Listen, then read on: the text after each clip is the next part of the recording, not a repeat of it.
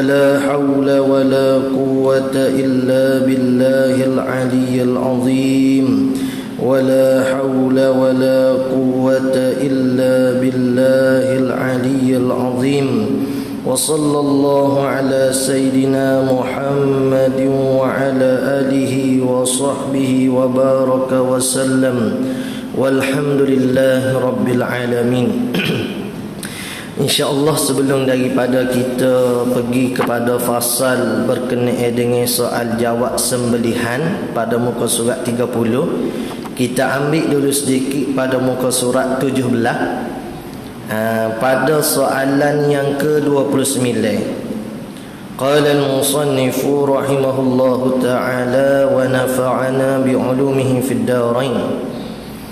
Apakah yang terlebih afdal bagi seorang berkorban? Jadi kita nak korban ni, nak korban hok mana, hok molek, ataupun kita naik atas sikit soalan 28. Hok tu pun apa ada demo duk tanya juga. Adakah boleh pada seekor kambing diniat bagi dua tujuan, seperti bagi kurban dan akikah? Demo nak buat dua-dua, korban pun nak buat, akikah pun nak buat, tapi duit tak ada banyak. Boleh ke tak? Molek tak payahlah. Maksud kata buat korban suku, kalau tak kalau nak buat akikah, buat akikah. Tapi nak kata ada khilaf ulama di situ. Mengikut pendapat Syekh Ibnu Hajarnya, tidak boleh satu kambing bagi udhiyah dan bagi akikah, tetapi sah kurbannya sahaja. Maksudnya atas bahagian kami tadi tu kita nak niat dua benda, korban etek, akikah etek. Maksudnya kalau kita niat kedua-dua ibadat tu mengikut Syekh Ibnu Hajar tak boleh. Kalau kita niat juga sah pada korban sahaja, akikah tak jadi. Mengikut pendapat Syekh Ramli pula, jika korban dan akikah pada seekor kambing dilakukan oleh orang yang sama. Orang yang sama ni, ada yang modok tanya orang sama ni lagu mana? Orang sama ni contoh kita nak korban tahun ni, dia kita juga ayah bagi seorang budak baby saat ni kan. Selagi mana dia tak balik, sunat atas kita. Jadi kita nak buat akikah untuk anak kita, orang yang sama, maka sah kedua-duanya. Sah kedua-dua. Cuma moyak awal lah kata moleknya kita buat suku. Dah mampu korban, buat korban. Kalau nak buat akikah, buat akikah. Kemudiannya dia mau tanya pula, lagu mana afdal bagi korban ni? Nak korban ni molek seekor lembu ke lagu mana? Jawabnya, yang pertama hak molek kita korbannya 7 ekor kambing. Terlebih afdal daripada seekor unta. Ya kira gitu weh. Supaya satu bahagian lembu dengan seekor kambing, afdal seekor kambing. Sebab apa? Sebab dia cukup lengkap. So bahagian ni tak lengkap. Begitu jugalah dengan seekor unta, seekor lembu, lebih afdal 7 ekor kambing. Kemudiannya seekor kambing lebih afdal daripada berkongsi 7 bahagian daripada seekor unta. Seekor kambing molek daripada kita berkongsi bahagian daripada unta atau lembu. Jadi peheh kalau orang tanya kita, kalau kita nak korban 2 bahagian lembu dengan seekor kambing, mana afdal? Lihat pada ibarat ni, dia kata afdal seekor kambing daripada ambil bahagian daripada 7 bahagian lembu. Dia tak ayat berapa bahagian, cuma dia kata ambil bahagian saja, 1 ke 2 ke terbenar belakalah. Baik ambil seekor kambing. Yang 3, seekor unta lebih afdal daripada seekor lembu atau kerbau. Hak tu kita makruf lah, seekor unta lebih molek daripada seekor lembu. Kita ada duit banyak, boleh korban seekor lembu ataupun seekor unta, molek ambil unta. Sekarang pun ada duk masuk dah unta bunyi-bunyi khabar ni. Jadi kalau boleh mampu sembelih lah unta. Yang keempat, seekor kibas lebih afdal daripada seekor kambing. Yang kelima, binatang yang jantan, yang saya sebut semalam ni, binatang yang jantan lebih afdal daripada betina. Lembu jantan dengan lembu betina lebih afdal lembu jantan. Lembu betina kalau mengandung, tu khilaf ulama. Setengah kata tak leh dah. Setengah je kata boleh juga lembu betina kalau mengandung. Ada janin dalam tak boleh. Tapi lembu jantan pun hak tidak jenis suka berjantan. Tu nombor 12 bawah nota kaki tu. Nota kaki pun besar tu boleh tengok tu. Disebut dalam kitab Sabilal Muhtadi bahawa binatang yang jantan lebih afdal daripada yang betina itu jika tak kuat menjantan. Tak kuat ia bapak ia kalau tak kuat sodok hak betina. Adapun jika kuat jantan itu menjantan dengan yang betina, maka yang betina belum beranak itu lebih afdal daripada hak jantan. Jadi hak mana lebih afdal? Yang pertama lembu jantan, hak tak jenis suka jantan. Jantan betina tak jenis suka apa nama ni, dia panggil bapak lah ni. Yang kedua lembu betina, hak tidak mengandung. Yang ketiga lembu jantan, hak jenis suka menjantan ni, maksudnya suka duduk sodok hak betina. Yang keempat lembu betina hak mengandung. Hak ni khilaf ulama pada sah tak sah dia. Patu ayat juga semalam tu, binatang yang bertanduk lebih afdal daripada yang tidak bertanduk. Binatang bertanduk molek daripada hak tak bertanduk. Baik. Kita terus kepada muka surat 30 sebab tak ada berapa dah sangat rasanya. Patu hak tu bahagian akikah. Bahagian akikah ni mungkin lain kali tu imam boleh baca ke, ustaz lain boleh baca ke. Kita pergi terus kepada sembelihan. Qala, berapakah rukun bagi sembelih? Kita nak sembelih binatang ni, raya korban ni, berapa rukun? Ada 4 rukun. Tak cukup rukun ni, tak sah. Tak sah korban kita. Begitu jugalah semaya tak cukup rukun, tak sah semaya. Yang pertama mana? Tukar yang menyembelih, zabih tadi. Jadi di tukar menyembelih ni dia ada syarat-syarat dia pula. Syaratnya mesti orang muslim ke, lagi mana lagi kita akan bahas. Yang pertama nak ayat kata rukun dia mesti ada orang yang menyembelih. Supaya semaya kita tu dia ada syarat dalam rukun. Biasa kita dengar rukun 13, syarat 9 ke. Sedangkan yang perlu kita dalami lagi, tiap-tiap rukun dia ada syarat. Syarat sah Fatihah berapa? Ada pula. Yang pertama kena betul ke makhraj huruf dia. Kena ada cukup 14 tasdid dia. Kena ada tertib, kena ada muallaq, tak boleh diselangi oleh zikir yang ajnabi. Ada syarat dalam rukun. Nak bisah satu rukun tu dia ada syarat sah dia pula. Supaya ni pun samalah. Rukun ni dia ada syarat sah pula bagi sah ke tiap-tiap rukun ni. Yang kedua binatang yang disembelih, zabih tu binatang yang disembelih tu kena ada syarat dia. Binatang na'am, binatang tak ada aib. Yang ketiga alat yang menyembelih, kita guna berapa? Pisau tu jenis guano, kuku ke? Ada jenis kayu ke? Hak boleh kita nak sembelih ni. Gak rasanya tak timbul soalan sangat hak ni sebab kita guna pisau tu ya, hak ma'ruf dah. Cuma kalau ada timbul persoalan, boleh kodok nak guna benda lain ganti pisau, nanti kita akan sebut. Yang keempat sembelih. Diri cara kita sembelih tu kena putukan halqun dan meri. Hak moleknya putukan juga wajdain ni, dua hak mengkapit ke halqum ni. Baik, soalan, apakah hukum mengetahui makanan halal dan haram? Wajib. Nak tahu makanan halal ke haram ke, wajib kita kena tahu. Dari mana? Ayyulah min nabata min haram fannaru aula bih. Nabi SAW sabda, mana-mana daging hak tumbuh daripada makanan haram, maka api neraka lah yang lebih layak baginya. Ni kita minta lah ni. Dak amo bukan nak main politik. Amo kata kita minta satu tika nanti kerajaan kita ni Allah Taala beri izin ekonomi semuanya sumber daripada hak halal, tak ada campur lasu daripada hak haram. Amin, mudah-mudahan. Sebab apa tuan-tuan? Sebab bila bercampur halal dan haram, tu nak jadi kau syubhah tu. Dak kita duk terima gaji tu ada syubhah lah. Keraguan. Sebab apa ada keraguan? Sebab sumber ekonomi negara kita ada daripada hak halal, ada hak haram. Cuka arak, cuka judi ke gapo, hak tu haram. Tapi banyak ustaz boleh kok ni. Ya bukan masalah banyak ke sikit. Kalau dia haram tak boleh dah. Sebab tu kita doa ke mudah-mudahan Allah Taala berikan kekuatan kepada siapa dia ikutlah.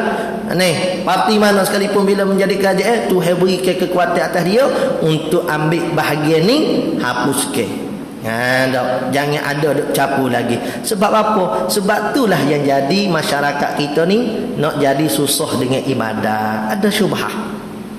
Alhamdulillah dengan nikmat Allah Ta'ala kerajaan Kelantan kita, Allah Ta'ala beri sumber kau ala je, kau ada arah. Alhamdulillah tu di antara nikmat Allah Ta'ala pada kita di Kelantan ni. Nikmat. Baik. Apakah syarat bagi tukang yang menyembelih? Orang hak je sembelih ni berapa syarat dia? Syarat baginya beragama Islam atau ahli kitab. Ahli kitab pendek kita kata tak ada lah. Orang beragama Islam. Tiada halal bagi ke kafir kitabi yang tidak diketahui keadaannya. Kita tak cerak dia ni kafir kitabi ke ataupun tidak, ataupun kita syok padanya. Betul ke dia ni kafir kitabi? Demikian lagi tidak halal sembelih yang murtad wal iyazu billah. Murtad ni 3 cara. Tiga cara mana? Akidah, sebutan, perbuatan. 3 benda ni nak kena jaga. Dalam kitab awal lagi Syekh Daud Fatani sebut dalam kitab Sulam Muqtadi dia tu. Berkenaan dengan Islam dengan murtad ni nak kena jaga 3 ni. Jangan ada akidah kita yang menyebabkan Tuhan tu serupa makhluk. Yang menyebabkan Tuhan saat ni tu ada 2. Umpamanya tu akidah santu merosokkan. Sebab itulah ulama dalam kitab Misbahul Munir, Baba Zik tu Guru Haji Abdul Aziz tu sebut dalam kitab Misbahul Munir, wajib mempelajari sifat 20 tu. Dia lagu ni nak kenal Tuhan ni ikut cara lagu mana? Dengan cara gapo kita boleh kenal tak apa. Zaman Nabi sallallahu alaihi wasallam pun tak ada di selari ke pengajian sifat 20 baru boleh kenal Tuhan. Tak ada. Supaya tajwid lah tak ada diselarikan dalam waktu Nabi sallallahu alaihi wasallam hidup, ada ke? Tak ada. Cuma ulama mari buku ke supaya kita mudah faham dalam tajwid ni cara nak wisah baca Begitu juga lah dalam bidang ilmu tauhid usuluddin, ulama gariskan kita ini cara bagi nak kenal Tuhan yang betulnya. Ada cara lain? Jarang. Tak ngaji tajwid nak betul Quran ni jarang nak adanya. Kalau tak guna kaedah hak yang dijelaskan oleh ulama, maka wajib kita belajar tajwid kalau kita nak baca Quran. Wajib kita kena mengaji dalam bidang ilmu tauhid ni pada bahagian sifat 20 supaya akidah kita tak rosak. Banyak akidah rosak sekarang ni. Baik. Jadi 3 benda tu kita kena jaga. Dan majusi orang sembah api dan yang menyembah berhala tak boleh lah hak tu. Orang kafir kita sembelih tak boleh kita izinkan dia sembelih. Kalau dia ambil bahagian, yang ambil bahagian tak apa. Boleh dia tak ada jejak kita, ikut dia bahagian dia nak berjual beli muamalah sah pada agama kita. Yang pentingnya sembelih kita tu tak ada campur dengan hak kafir.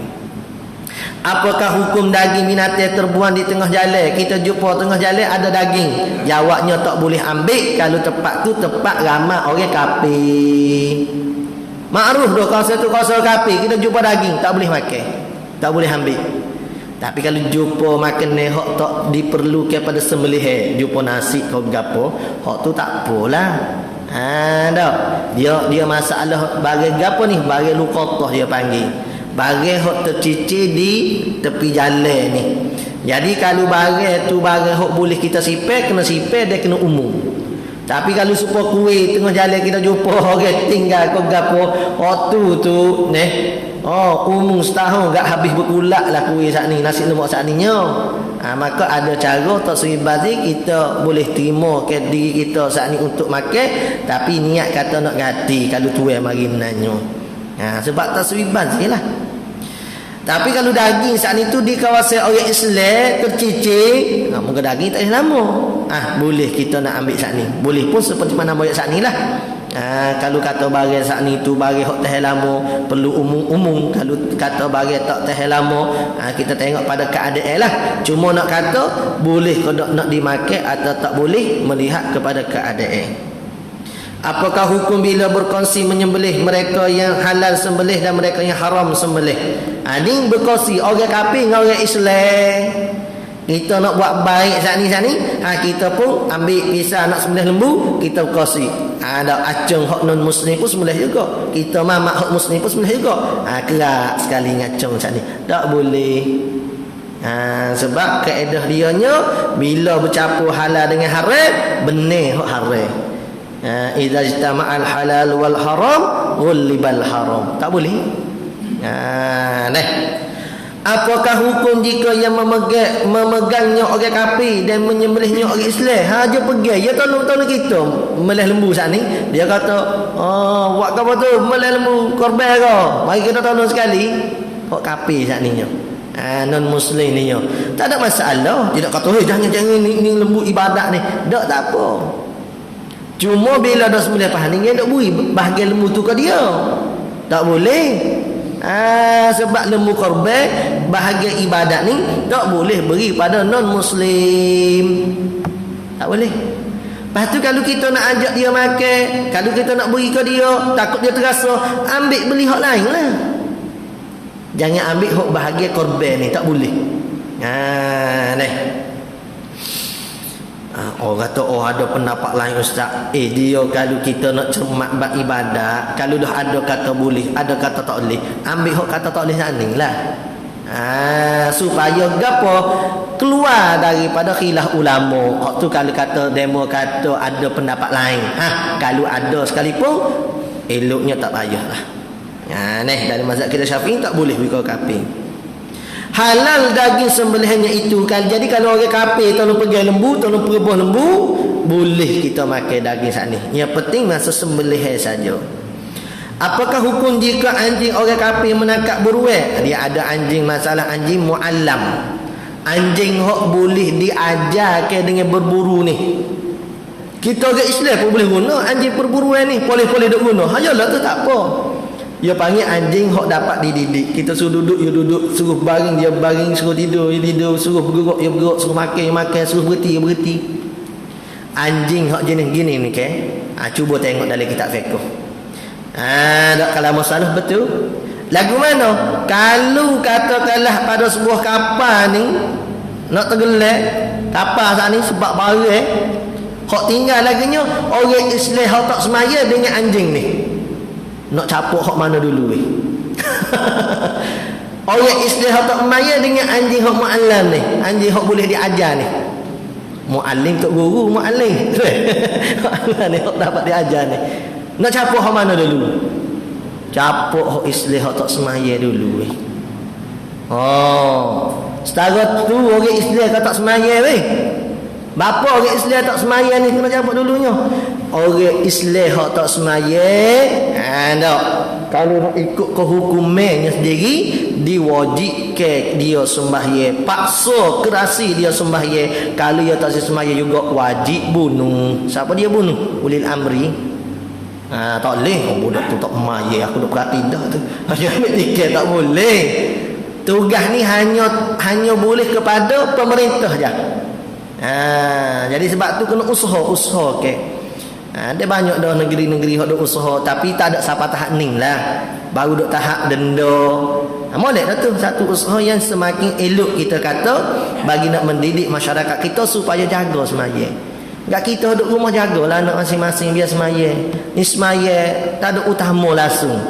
Ada Nabi SAW bila dengar ke azab tak peduli dah anak bini ni, tak percaya dah, tak sedar dah dengan anak bini ni. Bila dengar ke semaya, tu kita kena usaha diri, hamba baik kena usaha ke.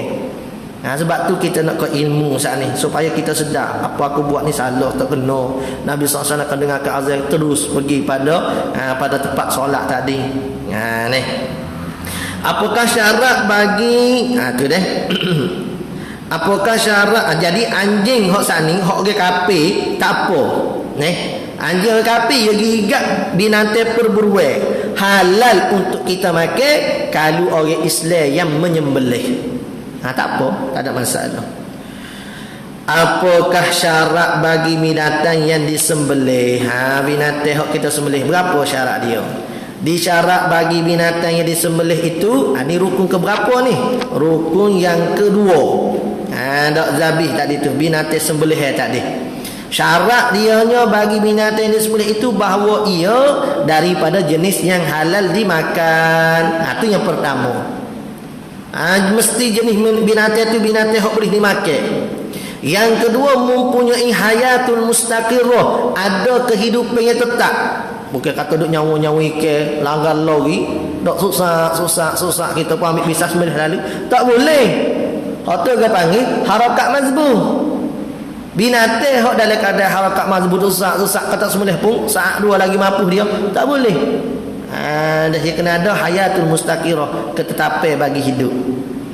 Pada permulaan sembelih, masa kita mula-mula sembelih tu dia ada lagi hayatul mustaqirrah, seperti yang diiktimad, yang diberpegang oleh Syekh Khatib Syarbini dalam Mughni Muhtaj dan Syekh Ibn Hajar dalam Tuhfah. Dia kata begitu. Patu tak apa kau binatang ada aib. Binatang ada aib tak apa nak sembelih. Kita duk kecek bab sembelih ni bukan bab udhiyah. Umum ni bab sembelih. Sebab tu kita dah sebut dah semalam. Kalau kata udhiyah kita tahun ni, masa kita nak buat korban, tiba-tiba binatang tadi tu patah kaki ataupun tak sihat. Atau ada soalan setengah jemaah tanya, lagu mana ustaz pagi tu lembu jadi tak sihat, tak bertenaga. Bila jelas pada tak sihat dia, tak boleh buat sebagai korban udhiyah. Lepas tu lagu mana? Beli lembu lain. Kalau beli dah. Kalau beli dah. Kalau korban juga tahun tu. Sebab tu apa kata semalam, kecek kira molek dengan lembu, tuai lembu. Dengan lembu dengan tuai lembu. Kecek kira molek dengan tuai lembu. Boleh kalau kita nak jual semula segi ni, tak ada masalah nak jual semula. Lepas tu nyanyi kampung, dok kita nak beli lembu hak sihat, hak demo juga. Lepas tu lembu tak sihat kawan ni, lembu tak sihat boleh korban, boleh buat sembelih biasa. Awak boleh jual daging macam ni. Ni dah tak sihat pun caralah dah ni dah boleh juga. Tak jadi korban, rugi. Tunggu tahun depan pula kalau boleh korban pula je. Enggak tak tahu kita hidup kodok lagi tahun depan. Sebab tu ada sebelum Jumaat pun tadi amun nasihat. Nasihat pada diri kita jugalah. Tuai-tuai puai-puai hok mana ada kewangan yang lebih. Apa ni? Orang tino pun beres dah, anak pun beres dah, rumah pun ada dah. Tak sibuk dengan benda lain dah lah. Ni anak pun ada tok lelaki, ada bini belakang dah, rumah kereta ada belakang dah, kakak ada tanah dah lebih. Duit pun lebih. Ada lagi pecing, anak pula duit. Nya kitanya senja dah. Apa salah tahun ni korban seekor lembu? Ambil hak afdal. Tapi puasa ni lah hak lebih afdalnya 7 ekor. Nak banding dengan seekor 7 ekor kambing. Tak apalah, nak pergi mudah siapa je nak cari 7 ekor kambing tu. Tak apalah seekor lembu hak besar cari. Sebab tahun depan belum tentu kita hidup. Dan kita pun anak beranak tak sibuk dah dengan duit kita. Lepas tu saya duit ni deh, kau tak sayang. Saya moga email kita lemah tak kata siapa lah hamba pun kalau duit dia hamba saya nak ikut ke ni berapa ribu pula saya kena lembu ustaz kalau kita mati dah tak apa. Dah kita mati dah apa moga duit tu hak anak kita tu tak caralah mu nak buat apa pun. Sekarang aku hidup duit tu duit aku lagu-lagu mana atau kata si korban saya kena lembu. Kalau kita email kita lemah deh supaya hamba lah email hamba lemah.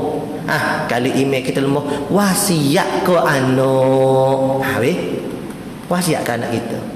Belum ayah ni tak lama dah kali hidupnya, umur 60 70 dah ni. Kalau ayah mati pas ni, belum tolong korban lah. Tak seekor lembu. Wasiat ni sah daripada harta kita sendiri pun. Seekor lembu cari hak segar-segar lah. Warna ustaz kata dah warna putih kalau boleh. Tanduk kau boleh dak besar-besar sikit lah. Gitu wasiat ke dia. Lepas tu abang tanya bapa ayah tak korban tahun ni selalu. Jawablah kabelong ayah email lemah lagi. Walaupun tahu tak lama hidup, ayah email tak berapa kuat. Siapa nak beli 7-8 ribu susah juga tu. Orang yang betul-betul email kuat ya. Siapa dia? Di antaranya Nabi Ibrahim Khalilullah Haning. Bukan kata lembu. bukan kata 7 ekor 10 ekor, bahkan lebih pada tu lagi. Apa dia? Anak ke lagi kalau Tuhan suruh dia buat.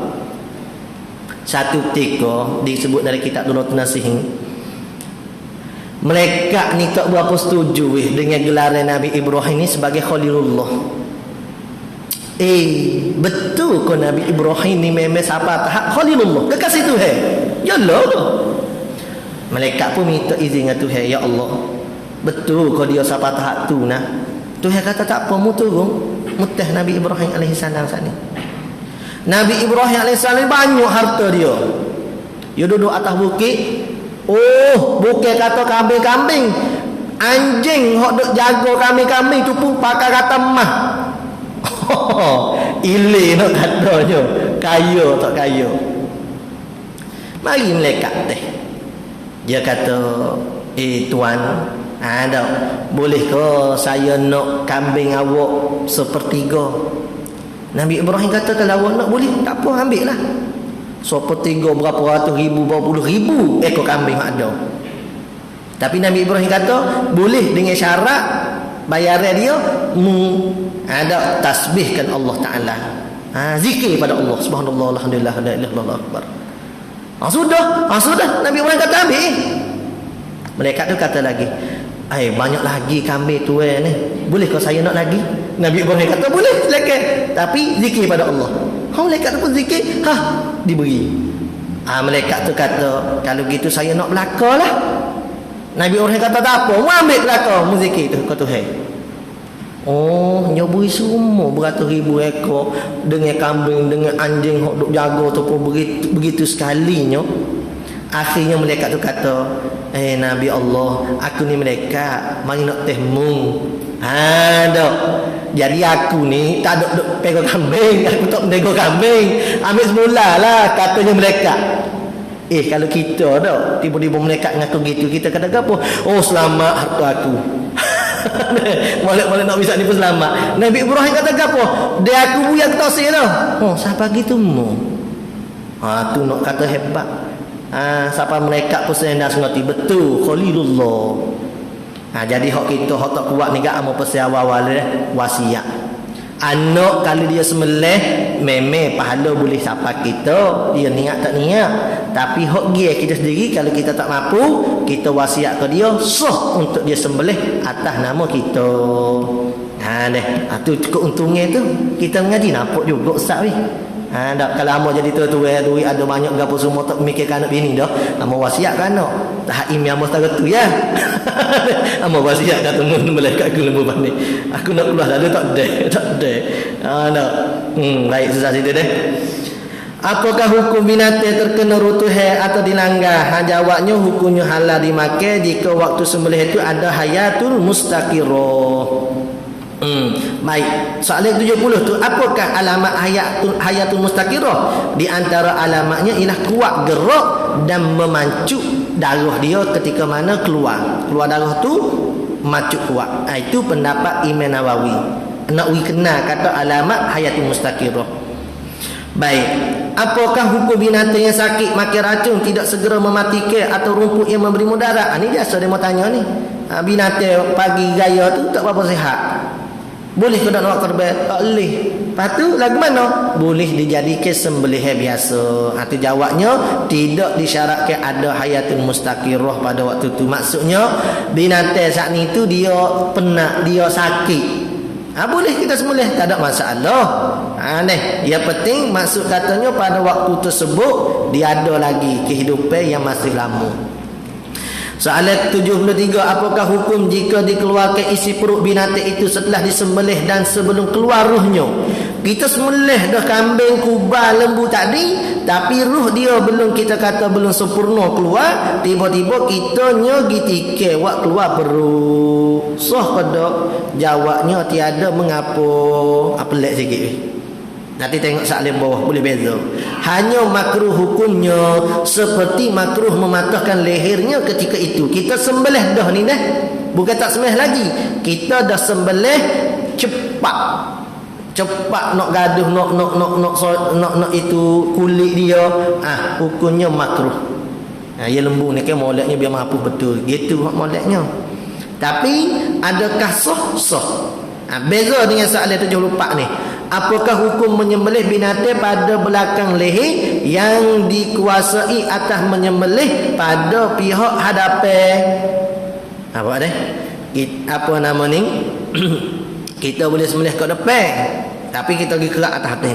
Ada kan setengah-setengah video hok demo atas tu. Ya tok kambing dia tepak tu gak, pu ya kerak. Mari pula pu ya kerak. Warna hukum tu. Oh, hang duk tanya-tanya juga tu ustaz. Mana hukum dia Sah ke tak? Ni jawapan dia. Hukumnya haram. Apa haram? Kerana menyakiti. Nak buat zalim ke binatang. Dan jika disegerakannya seperti diputuskannya akan halkum hendak berlalu nyawa tu dan meri tempat berlalu makanan tu, padahal diperoleh hayatul mustaqirah pada permulaan memutuskan keduanya halkum dan meri, maka halal memakannya. Jadi kalau dia potong cepat puk gitu, ada sekali dengan halkum dan meri ni, maka sah sembelih tadi. Tapi walaupun sah haram. Walaupun sah haram. Apakah hukum sembelih binatang ini dilanggar yang membawa kepada cepat mati pada kebiasaannya, padahal ia masih bergerak ittirari ni maksud kata dia bukan ikhtiari. Tu kalau orang ngaji tauhid tu dia jumpa tu ikhtiari dengan ittirari.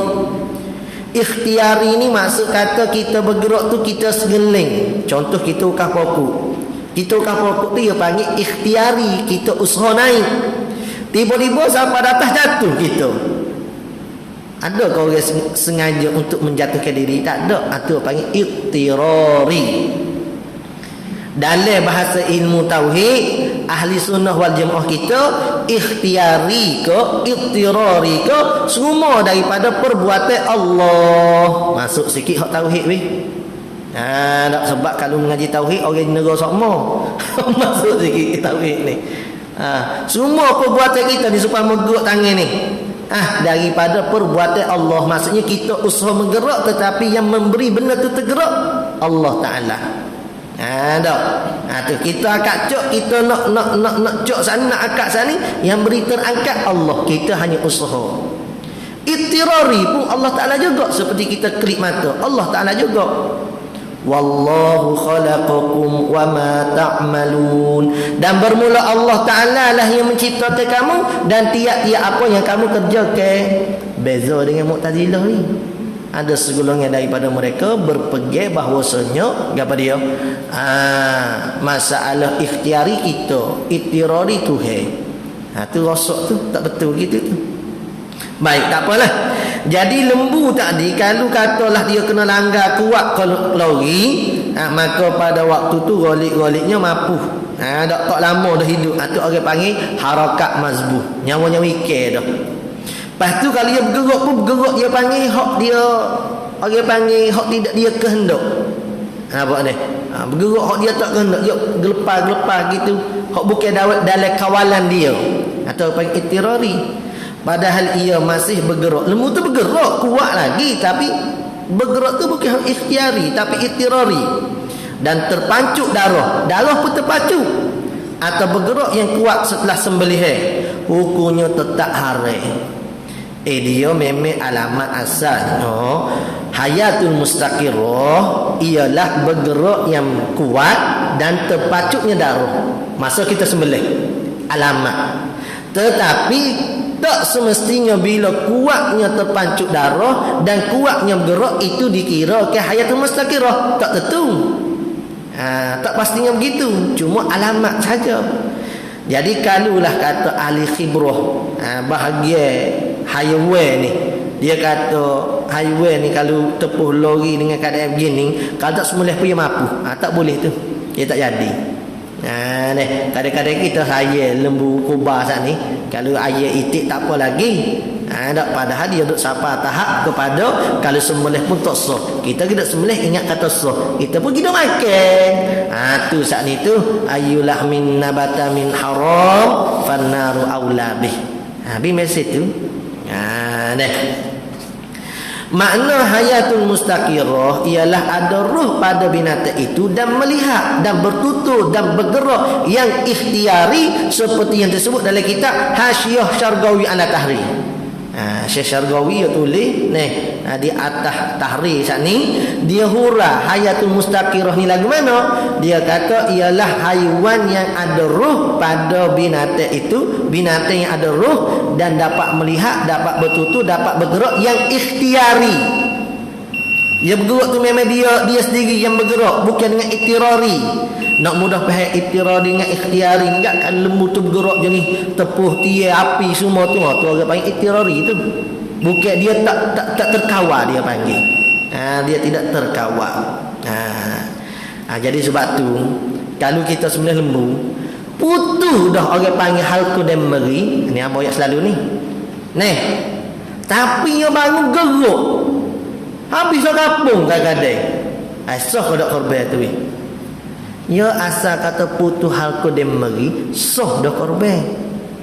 Patutnya guano boleh berdiri bangun semula tu, bekerja pula tu. Dia sebab di antaranya ni kata Ustaz Sufiq katanya dia ada pengalaman bahagian ni sebab gaduh lepas tali lembu saat ni. Bila gaduh lepas kaki lembu saat ni yang berdiri, jadi bila hidup begitu dia tak keluar sangat darah. Tak. Tu tanya ahli lembu lah tu tak. Jadi lambat mampu. Patutnya kalau kita sembelih jangan gaduh lepas. Bila sembelih lembu, yang perlu kita lepas hanyalah kaki kanan. Sekadar dia nak orang panggil rasa rehat sikit. Yang ikat belakang. Bila kita dah sembelih dah dia, putus dah halqun yang beri tadi, lepas sikit ya kaki kanan. Jangan lepas habis. Jangan gaduh. Ni kat habis tali lembu saat ni, kena ke lembu saat ni tu waktu tu gagah sikit nya bangun, nyetutuk duk gini. Jadi habis keliling kampung pula dah. Masuk dalam Facebook pula. Kampung mana? Tu susahlah. Tu pengalaman juga tu. Apakah hukum binatang disyak padanya mempunyai hayatul mustaqirah? Hukumnya haram. Kalau kita ragu-ragu, binatang ni ada hayat mustaqirah ke tak ada? Haram. Walaupun ada alamat terpacu darah dia bergerak kuat, tak boleh juga. Seperti masalah kita, biarlah tu masalah lain dah tu. Jadi kalau kita syak ada hayatul mustaqirah atau tidak, tetap haram. Kalau nak kata ada pun harus ustaz, tu kita cari tiap lain pula lah. Nak mudah belak-belak tak jumpa lagi. Kalau jumpa insya-Allah kita letak juga sini. Ni. Apakah syarat bagi alamat itu? Alamat alat untuk menyembelih. Akhir sekali rukunnya terakhir ni. Apa ni? Bukan yang tiga. Rukun tiga alatuz zabhi. Alat sembelih. Alat sembelih ni mestilah orang panggil tidak beracun, dia mesti tajam, melukakan daripada besi, emas, tembaga, batu atau kaca. Sok salah tu kata tak ada lah. Atau kaca melainkan hak tak bolehnya ni tak ada molek tulang gigi kuku tak boleh. Tulang gigi kuku tajam secara mana tulang binatang kalau kita asah tak zaman tulang gitulah, zaman gapo dia panggil zaman purba gitu orang kata duk guna tulang belulang tak boleh untuk kita jadikan alat sembelih. Tulang gigi tak boleh, kuku pun tak boleh. Yang bolehnya benda selain daripada tu. Dak tu kayu kali, batu kayu tu dah. Tu tak apa. Hak talihnya tulang gigi kuku tak boleh belaka. Dalilnya mana? Tu dalil hadis. Ma anharad dama wa zikra rasulullah alaih faquluhu laisa sinni waz zufra. Apakah hikmah ditegah menyembelih dengan tulang? Hikmahnya sebab tulang tu makanan jin.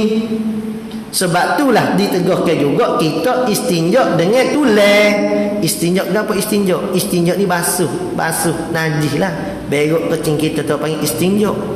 Sebelum pada tu dia panggil istibrak. Istibrak ni berdahan tu. Kita urut sikit. Tu di antara orang yang diazab dalam kubur Nabi SAW jumpa mana? Tak istibrak lepas pada kecing berok. Kena istibrak lah. Biar lawah molek. Hak tok laki bini tu dia panggil istimtak. Apa dia? Istimtak tu sebelum setubuh weh. Sebelum masuk pada alih lain tu sunat istimtak dulu. Gawi istimtak, gosok-gosok, cium-cium, peluk-peluk. Jangan gaduh. Jangan gaduh. Orang hok gaduh, esok pagi kena kucak air test diri. Dak. Bini kata sudah dah. Duka cerita dia. Tu kali lagi kita kecek deh. Cuma nak yang kata hak tu namanya istimtak, hak ni istibrak, ni hak ni istinja. Takut duduk dengan bini lama duduk deheng. Bini kata apa ni? Tahu ustaz kata sunat. Ya tukar dengan istibrak dia tanda. Takut tukar. Cuba ingat lalu tu isblako. Apakah hukum membaca bismillah? Hukumnya sunat dalam mazhab kita Syafi'i. Dalam mazhab lain kata wajib, bacalah. Kerana apa? Hak molek lagi kita baca bismillahirrahmanirrahim bihabis. Kerana apa tidak wajib baca bismillah? Kerana dibenarkan ahli kitab, sembelih ahli kitab. Jadi ahli kitab ada setengah tak baca pun bismillah. Tapi Nabi benarkan, maka tahulah kata boleh. Apakah hukum sembelih kanak-kanak yang belum memayis dan orang gila? Halal. Adakah halal anak yang belum ditiupkan roh yang ada dalam perut ibu binatang yang disembelih? Jawabnya tiada halal anak yang belum ditiupkan roh. Hok janin ada dalam perut mak saat ni tu tak boleh makan. Dak hok belum ditiupkan roh lah. Dan alaqah, seketul darah ataupun mudrah, seketul daging tak boleh. Atas pendapat muktamad tak boleh. Jadi ada khilaf di situ tu. Apakah hukum anak keluar dan tu nama tak nak bacalah. Akhir sekalinya 85, soalan 85, apakah benda yang sunat ketika sembelih? Ni nak sembelih ni minggu depan dah. Pertamanya menajakan pisau sembelih tetapi tidak ditajakan di hadapan binatang korban. Tajam belakang dia lah, jangan tajam depan dia. Takut dia weh. Lama mati sebelum pada sembelih lagi. Yang kedua sunat diberi minum kepada binatang itu sebelum sembelih. Biar rehat-rehat minum. Dah. Sedap dia kata baik tu aku bagi ni. Sekali jaga nak minum ni. Dah. Ni minum kopi ni. Ada ke lembu. Ya minum kopi makan roti canai. Sedap lembu betul dengan orang gitu weh. Tak, lembu kita tak tahap-tahap tu dah. Minum kopi tu pun tak ada kopi jadi minum ke dia dulu. Lembu sana sunat ni. Ni dok nak korban juga lembu susah nak jatuh yang ginjal ujung. Budak je buat gitu. Muka budak kalau tua buat gitu memang budak juga orang tua aku. Ya tak boleh gitu je tak molek. Apa dia buat gitu kalau lembunya. Yang tiga lah moyonja kita sesok. Dia buat zoni ke binatang tak boleh, kena ada sikit rahmat kita dengan binatang. Bukan ada sikit, kena ada banyak. Sunat disembelih waktu pagi, makruh waktu malam. Boleh nak waktu malam, kurang molek lah. Yang keempat sunat direbahkan binatang itu pada lambung kirinya. Yang kelima sunat diikat segala tangan. Ni yang boleh sana. Dia kaki binatang kecuali kaki yang kanan supaya dapat istirahat ia dengan digerakkan kakinya yang kanan. Kaki kanan tu pelepaslah sikit. Jangan pelepah belakang. Tak ada pengalaman dah. Saya ustaz dia gitu kata. Dia mau pelepah awal. Yang kena sunat disembelih hujung leher bagi binatang yang berleher pendek lembu saat ni. Dekat-dekat dengan leher ni saat ni. Kalau binatang hok panjang, hok tinggi tekok utara kau, sembelih hok bawah ni. Pakar tu hok bahagian bawah. Yang tujuh, menghadap ke sembelihan, yakni leher kepada kiblat supaya berhadap juga dia ke kiblat. Dia hadap lembu ke kiblat. Bila kita sembelih dia, kita pun hadap ke kiblat jugalah. Yang ke-8 sunat memutuskan dua wajdan. Wajdan ni ada tepi ni. Ada kata setengah, ada di antara halqum, kata setengah yang ada pada meri. Ke-9 sunat disebutkan nama Allah dan selawat ke atas Nabi sallallahu alaihi wasallam. Lagu mana? Bismillahirrahmanirrahim. Allahumma salli wa sallim ala sayyidina Muhammad. Baik kita pergi hak petua sikit. Akhir sekali muka surat 38 petua ayat sing. Ni masyhur lah.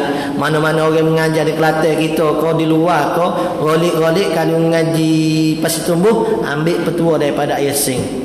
Ada orang kata ustaz sedap ustaz sembelih lembu. Mana ni?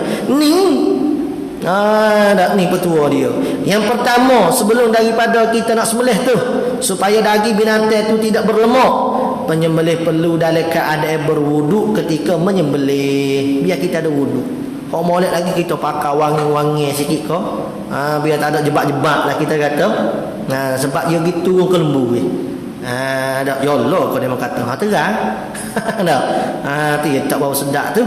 Daging pun berlemak tu. Yang kedua, penyembelih hendaklah terlebih dahulu menyapu mata pisau dengan minyak yang ada pada bahagian hidung penyembelih. Bukan hidung lembu, hidung kita. Ada setengah dia kata ambil gini, letak di mata pisau. Tapi kata setengah guru, ambil mata pisau sana letak gini di hidung. Molek lah weh. Lama. Ambo tak nampak sangat tu hak gini ni. Mai orang tak biasa. Dia bukan hak tajam ni. Hak tajam depan gitu. Bukan hak tajam, hak tajam. Dia hak gini, hak ni hak belakang ke. Buat gitu. Sebab dia kata apa? Dia kata kalau kita ambil hak di hidung, dia kata lembut hidung so lembut hak ni pula. Jadi kurang molek dah. Dah tu dia katalah. Ni. Tapi dah kita mereka ambil sikit, dah buat gitu. Setengah lagi buat sapu gitu ya. Setengah kata kena tepek gitulah. Tak apalah. Ala kulihannya biar kena hok orang panggil ni hidung, minyak hidung kita ni. Ni minyak ada pada hidung kita. Nak biar tak berlemuk. Ni kadang kita masukkan berlemuk tu, orang tak pandai tu. Kau meleh tu tanya, siapa dia meleh? Tahu budak mana. Tak pandai. Yang tiga, hulu pisau perlu dibungkus dengan kertas atau sebagainya. Hulu pisau dah pergi tu, ambil kertas kau kain, dia balut. Orang tua ke yang mana dia balut? Yalah tu. Ada petua dia tu, tak wi berlemuk. Yang keempatnya, mata pisau dikilir atau dibawa balik pada belakang tapak tangan. Buat gini. Sapu ni, sapu pula dia ni. Buat dah. Buat gini, tu buat gini. Tu cara bagi pisau sebelum daripada kita nak sembelih ke binatang saat ni. Tujuan tak sebui berlemuk. Habis tu. Baru tak sebui berlemuk, tak sebui bau ke apa semua. Baik. Tu hal lain pula. Supaya daging binatang sembelih menjadi lembut. Yang pertama mana? Mata pisau diletak dekat dengan butir halkum. Butir halkum dia ni ambil mata pisau dia lekat dengan butir halkum. Bawah lah ni atas tu. Bawah pada butir halkum saat ni. Dia dekat. Tak dekat butir halkum sembelih saat ni tu. Keduanya, kedudukan seluruh tubuh badan penyembelih jangan berbetulan dengan mata pisau. Jangan betul dengan tubuh kita dengan mata pisau saat ni. Jangan betul-betul. Bisa ingat sikit. Nah, saya ni kau ikutlah. Jangan betul gini sembelih. Ya kurang molek weh. Apa kaitan? Betul. Yang tiga, hendaklah ditahan nafas sewaktu sembelih. Tahan nafas masa sembelih tu nak lembut. Tapi pelepah koho-koho, jangan tak lepas. Lama kegap pula lembut ni. Dan dilepas ke perlahan-lahan. Cara masa nak sembelih tak ni tu. Oh, masya-Allah, orang aning ni. Yang keempat, sebaiknya tukar sembelih tu bukan daripada orang ahli manyak, bukan ahli mandi manyak. Ya kalau orang yang tukar mandi manyak, kata setengahnya menyebabkan daging tu jadi gerah. Kata setengahnya bau manyak tu ke daging. Tak wiko lain ya melehnya. Tapi kalau kita mandi manyak juga, ayuh kita gitu. Tak apalah, bukan tukar. Itu tak apa. Jadi maksudnya dia orang panggil tangan air lain. Dia ada tangan orang tangan panas lah, tangan sejuk lah. Orang tangan panas jenis kalau tanah tumbuh dia tak jadi. Dia mau kata lah macam ni. Ajalah tu. Baik, sesat situ sikit lagi. Supaya daging binatang tidak berbau busuk, baca doa ni. Tak masa sembelih saat itu. Bismillahirrahmanirrahim. Allahu akbar, Allahu akbar, Allahu akbar, walillahil hamd. Allahumma inna haza. Ada setengah tambah inna. Kita lain haza gitu. Daripada isim belaka tak apalah.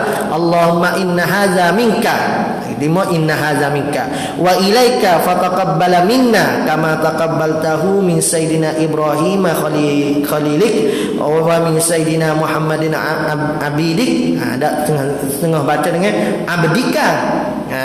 Muhammadin abdika wa rasulika. Allahumma inni as'aluka ridhaka wal jannah. Masa kita sembelih tu Bismillahirrahmanirrahim. Allahu akbar, Allahu akbar.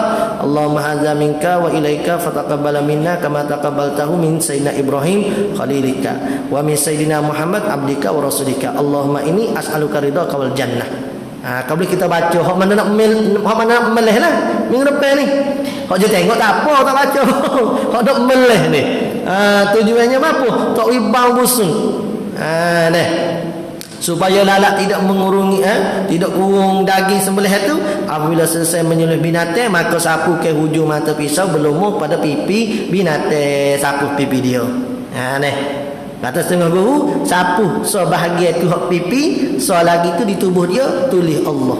Ada juga petua gitu pelik sangat. Pelik lagi buat. Ada. Tujuannya katanya nak biar daging lembu sat ni mensyafaat ke tuannya esok. Ada apalah sapu pipi saja gitu. Dua-dua. Jangan terus basuh. Binatang tu kalau dia tak mampu lagi jangan cepat sangat nak basuh. Darah saat ni tu. Gitu binatang duk lepas kunyuk duk basuh habis dah. Tak berapa pandai tu dia jadi. Ada sedap tak berapa pandai. Tak berapa pandai tu. Dia kena jadilah daging tu. Kena jadi. Buat tak percaya gak. Ya Allah, kurapak belakang ni. Buat. Biar orang kata kita pasti. Supaya daging sembelih yang mencukupi untuk dibuat jamuan, jangan basuh tangan dan mata pisau sehingga binatang sembelih itu benar-benar sudah mati. Ada petua dan kata begitulah. Lepas tu dibaca ke doa berikut li ila fi quraish ila fi rihlata syita'i was saif. Lepas tu habis pun tak apalah. Falyabudu rabb hadzal bait allazi at'amahum min ju' wa amanahum min khauf. Kemudian kita hembuh dan sapu kepada binatang saat ni dimulai daripada bahu hingga ke punggung. Biar cukup daging sana. InsyaAllah daging itu mencukupi dengan izin Allah Ta'ala. Ada satu petua lagi kata guru kita ambil bawang merah dengan 5 nipis. Bawang merah dengan 5 nipis. Sebelah tu ambil bawang merah. Satu bawang merah. Bahagian lain lagi tu sapu dengan 5 nipis. Dia kata cukup dah dengan hak tu pun. Kalau awak belakang pun tak apalah petua-petua saat ni. Ikutlah. Mudah-mudahan daging saat ni jadi. Dan mudah-mudahan yang paling besar sekali ialah Allah Ta'ala terima ke pengorbanan kita saat ni. Mudah-mudahan pengorbanan kita pun pengorbanan hak paling molek. Tuhan beri ke kekuatan. Amin insya-Allah. Sallallahu rabbuna ala nuril mubin Ahmadal Mustafa Sayyidil Mursalin. Sallallahu rabbuna ala nuril mubin Ahmadal Mustafa Sayyidil Mursalin wa ala alihi wa sahbihi ajma'in wa ala alihi wa sahbihi ajma'in. A'udzu billahi minasyaitonir rajim. Bismillahirrahmanirrahim. Alhamdulillah rabbil alamin. Wassalatu wassalamu ala rasulina sayyidina Muhammad wa ala alihi washabihi ajma'in. Allahumma anfa'na bima 'allamtana rabbana zidna ilma. Allahumma faqihna fid din wa 'allimna at-ta'wil waj'alna min ibadikal mukhlisin waj'alna min awliya'ikas salihin. Rabbana ighfir lana dhunubana wa liwalidayna warhamhuma kama rabbayana shaghira. Rabbana atina fid dunya hasanah wa fil akhirati hasanah wa qina 'adzaban nar. Wa sallallahu ala sayyidina Muhammad wa ala alihi wa sahbihi wa baraka wa sallam. Walhamdulillahi rabbil alamin.